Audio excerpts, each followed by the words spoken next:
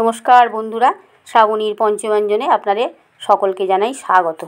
অনেক দিন থেকেই তো ইলিশের মরশুম চলছে। আমি এই মরশুমে ইলিশের কোনো রেসিপি আপনাদের সঙ্গে শেয়ার করিনি। এই মরশুমে এই প্রথম আমি আপনাদের সামনে দই ইলিশ রেসিপি নিয়ে চলে এসেছি। দই ইলিশ করবার জন্য আমি এখানে 3 পিস ইলিশ মাছ নিয়ে নিয়েছি। মাছগুলোকে আমি অল্প নুন আর অল্প হলুদ দিয়ে মাখিয়ে রেখে দেবো।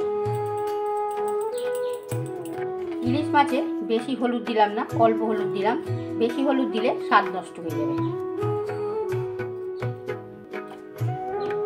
মাছের সাইজটা খুব বেশি বড় নয়, আবার খোকা ইলিশও নয়, মাঝারি ধরনের সাইজটা।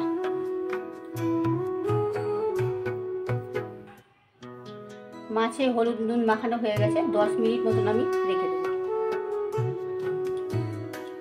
এখানে নিয়ে নিয়েছি 2 চা চামচ সাদা সর্ষে, 2 চা চামচ পোস্ত আর 2টো কাঁচা লঙ্কা। এগুলোকে আমি পেস্ট করে নেব। আর এখানে নিয়ে নিয়েছি 100 গ্রাম টক দই। এটাকে আমি ভালো করে ফেটিয়ে নেব।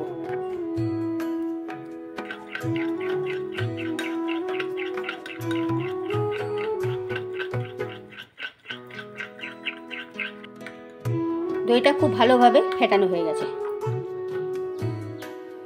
মশলাটা পেস্ট করা হয়ে গেছে। মশলাটা আমি শিলেই বেটে নিয়েছি। শিলপাটায় বাটলে রান্না খেতেও খুব সুস্বাদু হয়, আর বাটনাটাও খুব মসৃণ হয়, সুন্দর হয়।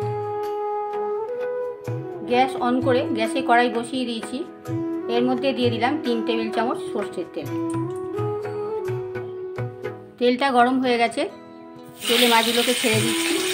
একদম উল্টে পাল্টে নেব, বেশি ভাজবো না, খালি উল্টে পাল্টে মাছগুলোকে ভেজে নেব। এই মাছ বেশি ভাজলে, ইলিশ মাছ বেশি ভাজলে স্বাদ থাকে না, তো স্বাদ নষ্ট হয়ে যায়। সেই জন্য আমি হালকা করে উল্টে পাল্টে নিয়ে ভেজে নেব। কাঁচা মাছেই রেসিপিটা করা যায়, তাও আমি একটু উল্টে পাল্টে নিলাম মাছগুলোকে, স্বাদ বাড়বে বলে। বাকি লেজামুড়ো আমি এই তেলে ভেজে নেব।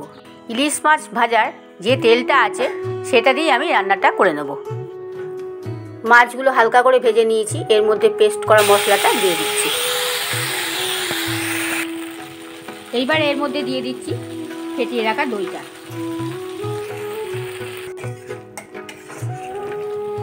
এর মধ্যে দিয়ে দিচ্ছি স্বাদ মতন নুন, হাফ চা চামচ কাশ্মীরি লঙ্কার গুঁড়ো আর 1 চা চামচ চিনি। এইবারে আরও একটু আমি ভালো করে নাড়াচাড়া করে নিচ্ছি। ইলিশ মাছ ভাজার তেলে যে কোনো ইলিশ মাছের রেসিপি করলেই তার স্বাদই হয় অন্যরকম। এইবার এর মধ্যে আমি দইয়ের বাটি, মশলা ধোয়া জল দিয়ে দিচ্ছি। জলটা দিয়ে আমি আরও একটু নাড়াচাড়া করে নিলাম। ওই বাটিটারই 1 বাটি পরিমাণ জলের মধ্যে দিয়ে দিলাম। এটাকে আমি 5 মিনিট মতন ফুটতে দেব। রান্নাটা কিন্তু সম্পূর্ণ লো ফ্লেমে করতে হবে। গ্রেভিটা অনেকটাই হয়ে এসেছে। এই অবস্থায় আমি মাছগুলো একটা একটা করে এর মধ্যে দিয়ে দিচ্ছি। মাছগুলো দিয়ে আমি আরও 2-3 মিনিট মতন রান্না করে নেব। দই ইলিশ রেসিপিটা সম্পূর্ণ তৈরি হয়ে গেছে। এবার আমি একটা পাত্রে এটাকে সার্ভ করে নেব। আমি যে পদ্ধতিতে দই ইলিশ বানালাম, ঘরে থাকা খুব কম উপকরণে, আপনারা এইভাবে দই ইলিশ বাড়িতে বানিয়ে করে খেয়ে দেখবেন, সবাইকে খাওয়াবেন। যদি ভালো লাগে লাইক, কমেন্ট, শেয়ার করতে ভুলবেন না। আর আপনাদের কাছে অনুরোধ রইল, আমার চ্যানেলটা অবশ্যই সাবস্ক্রাইব করবেন। পাশে থাকা বেল আইকনটা ক্লিক করবেন, যাতে সমস্ত রকম রান্নার নোটিফিকেশন আপনাদের কাছে পৌঁছে যায়। সম্পূর্ণ ভিডিওটা দেখবার জন্য আপনাদের অসংখ্য ধন্যবাদ।